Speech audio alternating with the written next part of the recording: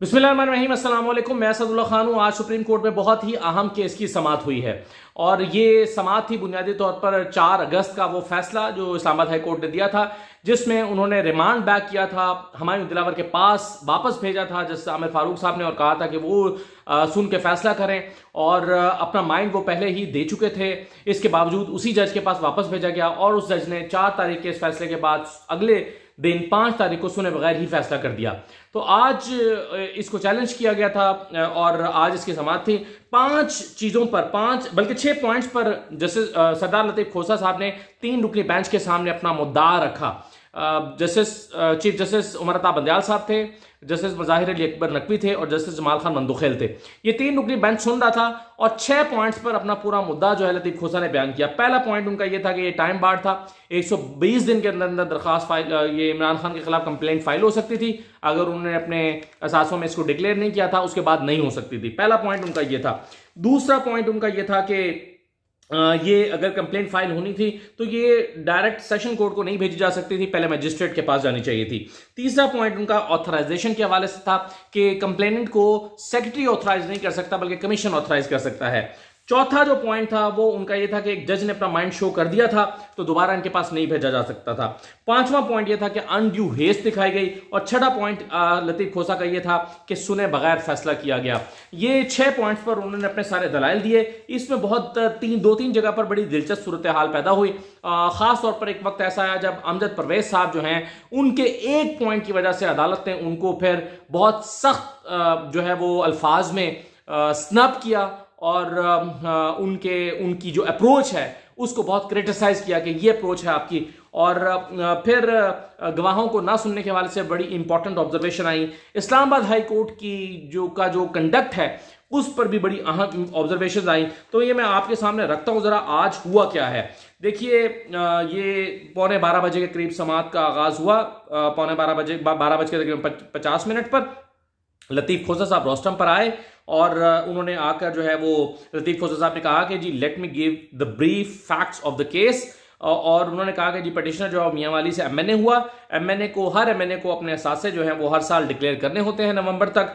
मामला election commission को भेजा गया कि इमरान खान ने अपने असासों में कुछ चीजें डिक्लेयर नहीं की। स्पीकर की तरफ से ये रेफरेंस जो है वो गया था। पहला पॉइंट जो सरदार लतीफ खोसा ने उठाया वो पहला पॉइंट ये था कि सेक्शन 137(4) कहता है, और मैं अपनी वीडियोस में कई मरतबा इस सेक्शन का हवाला दे चुका हूं, तोशा खाना के हवाले से जो मैंने वीडियोस की हैं उसमें भी ये हवाला दे चुका हूं कि वो ये कहता है कि अगर कोई शख्स अपने असासों में कोई चीज़ छुपा जाता है तो उसके खिलाफ जो मुतल्लिका इदारा है, यानी अगर वो रिटर्न्स का मामला है, टैक्स रिटर्न्स का मामला है, टैक्स गोशवारों का मामला है, तो वो 120 दिन के अंदर अंदर उसके खिलाफ कार्रवाई कर सकता है और 120 दिन के बाद उसके खिलाफ कार्रवाई नहीं की जा सकती। अब ये मामला तो जो है वो 4 साल बाद, उन्होंने कहा कि तकरीबन 3-4 साल बाद ये मामला फाइल हुआ, तो ये टाइम बार था। ये तो पहली बात तो ये है कि इसको उठाया ही नहीं जा सकता था, जबकि वो इसको रेक्टिफाई भी कर चुके थे। और इमरान खान ने जिस साल ये सासों में अपनी मखसूस चीजों को शो नहीं कर पाए थे, अगले साल उन्होंने उसको शो कर भी दिया था, तो ये तो वैसे ही रेक्टिफाई हो गया था। फिर उन्होंने कहा कि जमाल खान साहब ने कहा कि अब आपके खिलाफ केस डिसाइड हो गया है, अगर हम पिटीशन अलाउ कर भी दें तो असल केस पर उसका इम्पैक्ट होगा। यानी अब हुमायूं दिलावर ने फैसला सुना दिया है, अब तो आपने अपील में जाना है, तो अगर हम आपकी पिटीशन मान भी लें, अलाउ कर भी दें, तो जो अब इसकी अपील चल रही है उसका इम्पैक्ट होगा। लतीफ खोसा साहब ने कहा कि this has to be nullified, इसको तो नलिफाई हो जाना चाहिए, यानी अपील पर तो आना ही नहीं चाहिए, अपील को सुनना ही नहीं चाहिए, क्योंकि जो फैसला हुआ है उस फैसले को नलिफाई हो जाना चाहिए, अपील खुद ब खुद खत्म हो जाएगी। जमाल खान साहब ने कहा, जमाल खान मंदुखेल ने, कि मगर आपने जजमेंट को तो चैलेंज नहीं किया हमारे सामने। लतीफ खोसा साहब ने कहा कि आई एम चैलेंजिंग एवरीथिंग। फिर लतीफ खोसा साहब ने कहा कि जब स्पीकर ने इलेक्शन कमीशन को रेफरेंस भेजा 21/10/2022 को, इलेक्शन कमीशन ने तो मुझे यानी इमरान खान को 63(1)P में डिस्क्वालीफाई किया गया, 63(1)P में डिस्क्वालीफाई किया गया और ऑफिस को मेरे खिलाफ प्रोसीडिंग्स इनिशिएट करने के लिए डायरेक्शन दी गई कि क्रिमिनल प्रोसीडिंग्स जो हैं वो इनिशिएट की जाएं। फिर डिस्ट्रिक्ट इलेक्शन कमिश्नर जो है उसने कंप्लेंट फाइल की। अब वो ये कहते हैं कि फिर नकवी साहब ने कहा कि कंप्लेंट फाइल किस बुनियाद पर हुई थी। मज़ाहिर अली अकबर नकवी साहब ने पूछा। लतीफ खोसा ने कहा कि इलेक्शन कमीशन के 21/10/2022 के फैसले की बुनियाद पर यह कंप्लेंट फाइल हुई। कंप्लेंट 8/11/2022 को डायरेक्ट सेशन कोर्ट में दायर हुई। ये उनका दूसरा पॉइंट था। पहला पॉइंट मैं आपको बता चुका कि 120 दिन वाला। सेकंड पॉइंट पर वो आए हैं, उन्होंने कहा कि जो कंप्लेंट है ये सेशन कोर्ट में दायर हुई और डायरेक्ट सेशन कोर्ट में आ गई, जबकि आप जानते हैं, उन्होंने कहा कि उमर अता बंदयाल साहब से कहा कि आपके दाएं और बाएं बैठे हुए लोग इसको बहुत अच्छी तरह जानते हैं, खास तौर पर आपके बाएं जानिब यानी बाएं जानिब। उन्होंने फिर कहा कि आपके दाएं जानिब, यानी उनका इशारा मज़ार अकबर नकवी साहब की तरफ था। उन्होंने कहा कि जब आप जानते हैं कि मजिस्ट्रेट के पास ये 193 CRPC के तहत ये मजिस्ट्रेट के पास जानी चाहिए थी। चीफ जस्टिस ने कहा कि चलिए ये पॉइंट आपका आ गया। जमाल खान मंदुखैल साहब ने कहा कि 193 को पढ़ें, इसमें क्या है। लतीफ खोसा साहब ने उसको पढ़ा। इसके बाद बहुत डिटेल के साथ डिस्कशन हुई कि दरखास्त कौन फाइल कर सकता है, इख्तियार किसका था, इलेक्शन कमीशन का इख्तियार क्या था, सेक्रेटरी का इख्तियार क्या था, सेक्रेटरी किसे कह सकता है। फिर यहाँ प्रोसेस जो पावर्स हैं वो डेलीकेट करने का मामला था कि पावर्स डेलीकेट कर सकता है या नहीं कर सकता है सेक्रेटरी। फिर सेक्शन 15 और 6 और 192 और 3 और 193 इन सब सेक्शंस को पढ़ा गया और पॉइंट ये रिस्टैब्लिश किया लतीफ खोसा साहब ने। उन्होंने कहा कि जो इलेक्शन कमीशन है वो बुनियादी तौर पर अगर किसी को कंप्लेंट फाइल करने के लिए ऑथराइज करना होता है तो वो इलेक्शन कमीशन ने करना होता है, वो सेक्रेटरी नहीं कर सकता। सेक्रेटरी के पास ये ऑथराइजेशन की पावर नहीं है कि वो किसी को डिस्ट्रिक्ट इलेक्शन कमिश्नर को ये ऑथराइज करे कि वो ये कंप्लेंट फाइल करे। तो डिस्ट्रिक्ट इलेक्शन कमिश्नर को अगर ऑथराइज करना था तो वो इलेक्शन कमीशन ने करना था, सेक्रेटरी ने नहीं करना था। तो ये उनका तीसरा पॉइंट था ऑथराइजेशन का जो लतीफ खोसा साहब ने इस्टेब्लिश किया। उसके बाद लतीफ खोसा साहब ने चीफ जस्टिस ने कहा कि क्या जो पॉइंट्स आपने रेस किए हैं इनको पहले नहीं सुना गया, इसका फैसला नहीं हुआ जो आप हमारे पास आए हैं। तो लतीफ खोसा ने कहा कि जी नहीं सुना गया, नहीं इसका फैसला हुआ। जमाल खान साहब ने कहा तो इन्हें क्या करना चाहिए था। लतीफ खोसा ने कहा कि इन्हें डिसमिस करना चाहिए था। तो जमाल खान ने कहा कि नहीं, उन्हें रिटर्न करना चाहिए था, डिसमिस नहीं रिटर्न करना चाहिए था। तो लतीफ खोसा ने कहा कि हंसते हुए कहा कि चलें आप यूं कह लें कि रिटर्न करना चाहिए था। तो चीफ जस्टिस साहब ने कहा कि चलें आपने हमें बताया कि कंप्लेंट सही फाइल नहीं हुई, पावर्स भी सेक्रेटरी डेलीकेट नहीं कर सकता। उमर अता बंदयाल साहब ने कहा कि फाइनल जजमेंट हो गई है। लतीफ खोसा साहब ने कहा कि जी 5 अगस्त को फाइनल जजमेंट आ चुकी है। तो उमर अता बंदयाल साहब ने कहा कि क्या आपके फाइनल जजमेंट को चैलेंज किया है। लतीफ खोसा साहब ने कहा कि जी हमने उसको चैलेंज किया है, यानी कि जो आमिर फारूक साहब की अदालत में चल रहा है, कल भी इसकी समाअत होनी है। लतीफ खोसा साहब ने कहा कि ये मेरे साथ मजाक हुआ है, हाई कोर्ट ने सही फैसला नहीं किया। यहां पर टोक के जमाल खान मंदुखैल साहब ने लतीफ खोसा साहब ने कहा कि क्या आप हर बात पर हाई कोर्ट लगा देते हैं और हाई कोर्ट पर एतराज उठाना शुरू कर देते हैं। तो लतीफ खोसा ने कहा कि तो फिर मैं क्या करूं।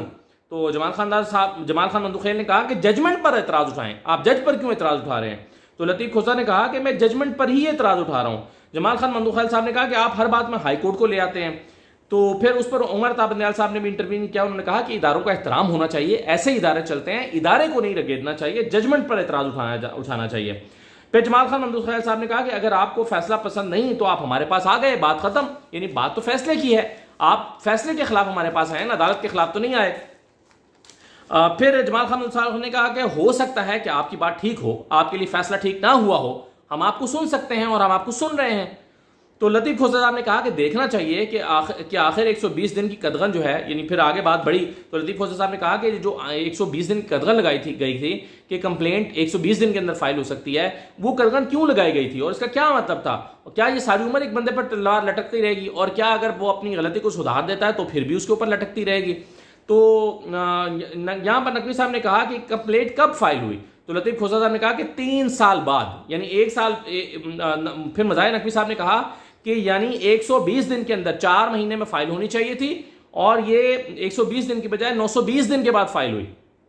उमर अता बंदयाल साहब ने कहा कि कितने एमएनएज हैं, बताया गया कि 342 एमएनएज हैं। उनका इसी तरह से एमपीएस भी होंगे मुख्तलिफ असम्बलियों में, तो ये तो 1000 से ज्यादा लोग बन जाते हैं। तो 4 महीने के अंदर अंदर जो है वो इलेक्शन कमीशन क्या सारों की जांच पड़ताल कर सकता है, ये सवाल भी उठा। फिर उमर अता बंदयाल साहब ने कहा कि चलें आपने हमें कॉम्पिटेंस और मेंटेनेबिलिटी की बात बता दी है, अब आगे चलें। यहां पर लतीफ खोसा साहब ने फिर अपना अगला चौथा पॉइंट एस्टैब्लिश किया और उन्होंने कहा कि जज ने अपना माइंड शो कर दिया था, दोबारा उन्हीं के पास रिमांड बैक नहीं किया जा सकता था। तो चीफ जस्टिस ने कहा कि देखें 1960 की एक जजमेंट है कि जज को बाइस एलेज नहीं किया जा सकता, यानी जज के ऊपर बाइस एलेज नहीं कर सकते पहले से कि जी वो बाइस है। तो लेट्स नॉट, चीफ जस्टिस ने कहा कि let's not talk about the जज, let's talk about the judgment. Latif Khosa साहब ने कहा कि जज ने फैसला दिया और लंदन रवाना हो गए। साथ ही उन्होंने ये कहा, चीफ ने कहा कि तो हो गए होंगे, मगर देखेंगे 4 को हाई कोर्ट का फैसला आया, 5 को मेन केस का फैसला आ गया, आप हमारे पास आ गए, अब हम इस केस को सुन रहे हैं, तो अब आप क्या कहना चाहते हैं? लतीफ खोसर साहब ने अब साथ ही अपना अगला पॉइंट रेस किया। उन्होंने कहा कि देखें, इसमें अनड्यू हेस्ट दिखाई गई और 4 तारीख को हाईकोर्ट ने रिमांड बैक किया और कहा कि सुन के फैसला करें मेंटेनेबिलिटी का, और सुना ही नहीं गया और फैसला अगले दिन सुना दिया गया, हक दिफा भी नहीं दिया गया। तो जमाल खान मंदखैल साहब ने कहा कि आप कह रहे हैं कि उसी जज के पास नहीं भेजना चाहिए था। लतीफ खोसर ने कहा कि जो भी करते जुडिशियल माइंड तो अप्लाई करते। अच्छा, उसके बाद जो है वो चीफ जस्टिस साहब ने कहा कि हो सकता है कि आपकी कंसिडरेशन को उसी जजमेंट में एड्रेस कर लिया गया हो। तो लतीफ खोसर साहब ने कहा कि जी नहीं किया गया, इन्होंने एड्रेस नहीं किया। फिर थोड़ी बात आगे चली तो आगे चल के चीफ जस्टिस साहब ने कहा कि don't be emotional, we just talk about the law, हम लॉ के बारे में बात कर रहे हैं। तो उन्होंने कहा कि चलें ठीक है, आप बैठे, दूसरी साइड को भी सुनते हैं। तो जब दूसरी साइड को उन्होंने बुलाया तो additional DG law, election commission के जो एडिशनल डीजी लॉ हैं वो सामने आ गए रोस्टम पे। उन्होंने कहा कि जी कल केस कल के लिए इस्लामाबाद हाईकोर्ट में फिक्स है, तो कल इसको इस्लामाबाद हाईकोर्ट में पहले सुन लेना चाहिए। तो चीफ जस्टिस से पूछा कि क्या आप ही वकील हैं या आपने कोई वकील किया है इस केस में? उन्होंने कहा कि नहीं जी वकील हैं।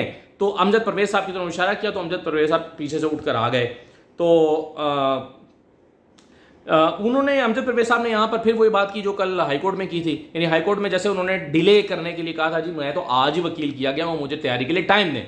तो ये टैक्टिक यहां पर भी अप्लाई करने की कोशिश किया कि अमजद परवेज साहब ने, मगर ये सुप्रीम कोर्ट ऑफ पाकिस्तान है। उन्होंने कहा कि देखें, अमजद परवेज साहब ने कहा कि जी मुझे अभी तक इलेक्शन कमीशन की तरफ से जुबानी इंगेज किया गया है, लेकिन मुझे पावर ऑफ अटर्नी नहीं दिया गया, तो यानी तहरीरी तौर पर मुझे वकील नहीं किया गया। चीफ जस्टिस साहब ने कहा कि तो नीचे आप ही पेश हुए थे इलेक्शन कमीशन की तरफ से? उन्होंने कहा कि जी मैं ही पेश हुआ था। तो चीफ जस्टिस ने कहा कि तो फिर ठीक है, कैरी ऑन, अब चलें, करें, आगे चलें, जब आप ही थे तो so please carry on. Jamal Khan Mandokhel साहब ने कहा कि अगर हम पिटीशन को अलाउ करते हैं तो भी हम इसे हाईकोर्ट के पास भेज सकते हैं कि वो इस मामले को देखे। तो अमजद परवेज साहब ने कहा कि जी अल्टीमेटली तो हाईकोर्ट ने ही इसको देखना है। तो चीफ जस्टिस साहब ने कहा कि अब उनका मसला यह है कि ये कहते हैं कि हाईकोर्ट ने वापस रिमांड किया, हाईकोर्ट को खुद देखना चाहिए था, यानी वापस रिमांड नहीं करना चाहिए था, रिमांड बैक नहीं करना चाहिए था हुमायूं दिलावर के पास, बल्कि ये फैसला खुद करना चाहिए था कि मेंटेनेबिलिटी उनकी है और क्या हुमायूं दिलावर इसको सुन सकते हैं कि नहीं सुन सकते। चीफ जस्टिस साहब ने कहा कि इसमें मगर अर्जेंसी क्या थी, इतनी जल्दी जल्दी क्यों फैसला हुआ? नकवी साहब ने कहा कि हियरिंग अपॉर्चुनिटी क्यों नहीं दी गई, क्या इन्होंने रिमांड होने के बाद दोबारा सुना? यानी सवाल अब बड़ा वैलिड उठाया जस्टिस मज़ाहिर अकबर साहब ने कि जब 4 तारीख को इस्लामाबाद हाई कोर्ट कह रही है कि वापस भेज रही है हुमायूं दिलावर के पास, तो कह रहे हैं कि इनको सुनकर दोबारा फैसला करें कि ये मेंटेनेबल है या नहीं है, तो इनको फिर सुना क्यों नहीं गया? तो उस पर अमजद परवेज साहब ने कहा कि, और ये छड़ा पॉइंट था जो यहां पर खड़े होकर दोबारा कहा लतीफ खोसर साहब ने, उन्होंने कहा कि जी इन्होंने सुने बगैर फैसला किया।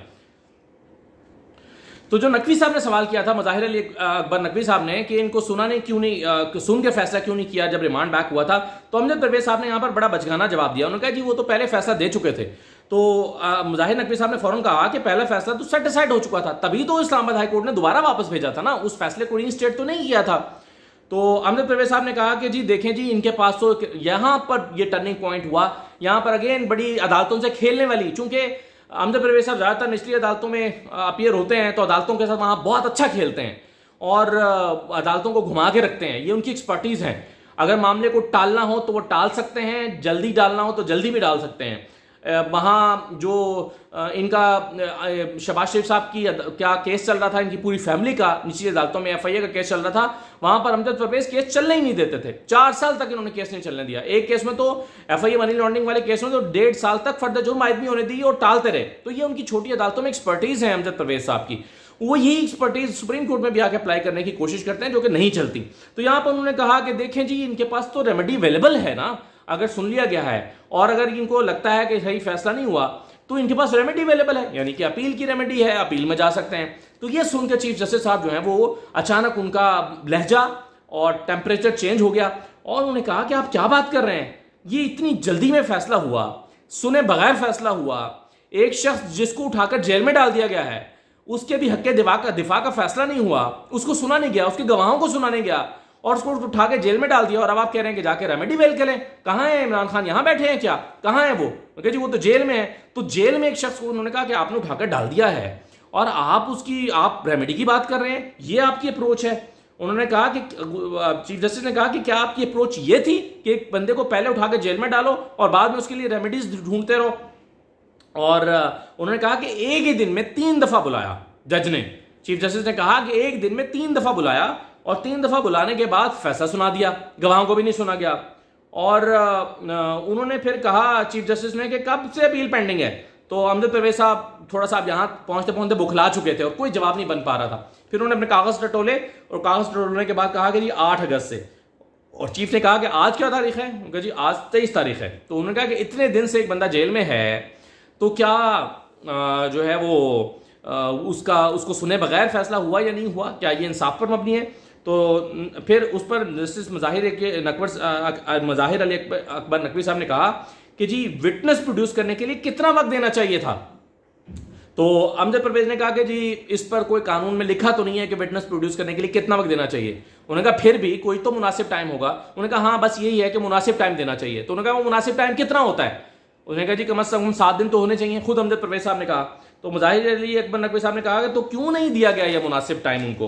तो फिर अमजद परवेज साहब एक और आर्गूमेंट लेकर आए, वो आर्गूमेंट भी बाउंस हो गया। वो उन्होंने फिर कहा कि देखें जी मैं यहां पर चीफ जस्टिस साहब ने पहले कहा कि हम समझते हैं कि रिस्पोंडेंट को मुनासिब वक्त नहीं दिया गया। तो अमजद परवेज साहब ने कहा कि जी ये देखें मैं यहां पर एक पॉइंट रेज करना चाहता हूं, ये टाइम की बात नहीं थी, गवाहों के नाम देखकर ये फैसला किया था कि वो रेलेवेंट नहीं है। यानी जब जज साहब ने गवाहों के नाम देखे, और ये अमजद परवेज साहब ने भी एतराज उठाया था कि जी ये कौन से गवाह हैं, ये तो रेलेवेंट ही नहीं है, इन गवाहों को क्यों सुनना चाहिए, इन गवाहों को तो नहीं सुनना चाहिए। ये हमारे दिलावर साहब के सामने इन्होंने कहा था। तो यही पॉइंट वो ये ला रहे थे कि जी ये तो रेलेवेंट ही नहीं थे। तो मज़ाहिर नकवी साहब ने कहा कि अगर हीर रांझा का केस भी लेकर आ जाए तो गवाह सुनने से इनकार नहीं कर सकते। चीफ जस्टिस साहब ने कहा कि इन्होंने एक ही दिन में 3 दफा बुलाकर फिर फैसला सुना दिया। ये फिर चीफ जस्टिस साहब ने कहा कि देखें ये बज़ाहिर गलतियां हैं, हम मगर आज फैसला नहीं करते, कल हाईकोर्ट को देखते हैं और उनसे दरख्वास्त करते हैं कि वो कल सुबह सुने, यानी कल दोपहर में 1 बजे सुनने के बजाय कल सुबह सुने और आप 1 बजे हमारे पास आ जाएं। तो फिर लतीफ़ खोसा, चूंकि फैसला जब लिखवाया जा रहा था तो लतीफ़ खोसा रोस्टम पर मौजूद थे, उन्होंने कहा कि जी ख्वाजा हारिस ने स्टेटमेंट दी है कि मैं 12:15 बजे कोर्ट रूम में पहुंच चुका था और उनके मुंशी को भी उसी दिन उठा लिया गया था। तो खैर उसके बाद मज़ाहिर नकवी साहब ने कहा कि चलें ठीक है आपके पॉइंट्स आ गए हैं, आप फैसला लिखवाने दें चीफ जस्टिस साहब को। तो फिर चीफ जस्टिस ने फैसला लिखवाया और फैसला वही जो मैंने कल के हवाले से आपको बताया। तो ये थी जी आज की प्रोसीडिंग्स। कल का दिन बड़ा इंपॉर्टेंट है क्योंकि पहले है इस्लामाबाद हाई कोर्ट और फिर जाएगा ये सुप्रीम कोर्ट में। तो देखते हैं वहाँ क्या होता है। इजाज़त दीजिए, अल्लाह हाफ़िज़।